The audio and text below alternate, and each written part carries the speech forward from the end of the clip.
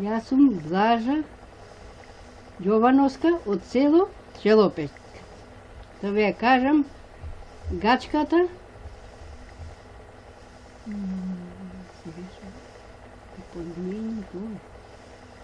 Царо, ќерката.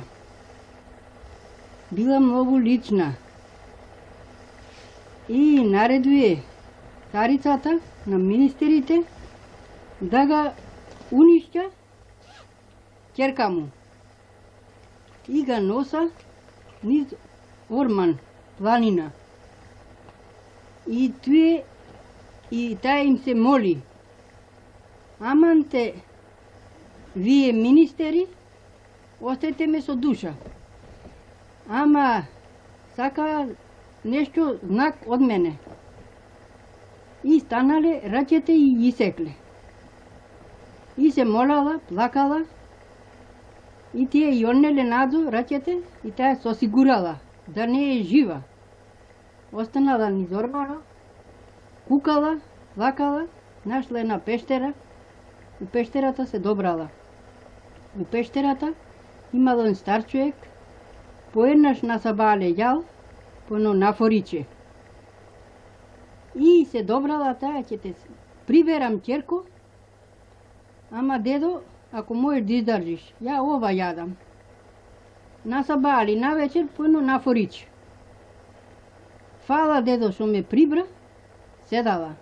Ама кој било убаво времето, илагала низ гората шетала, ама ловџие лоале и ние га догледале. Таа била многу лична. Трепотало тоа Ормано. И едниот ловџие се допрел и рекол: ќе те земам. Не, ја немам раќе. Мене ми се раќе тисечени. Ќе га прашам мајка ми, ја ќе те земам за жена. Си многу лична. Отишол дома, га прашал мајка му. Мајка му дозволила, се вратил назад у Ормано, га зел нега за жена. Га донесуе дома, пројдуе година, родуе дете. Родуе дете и мајка му прави измет на детето и на жената га рани без раќе.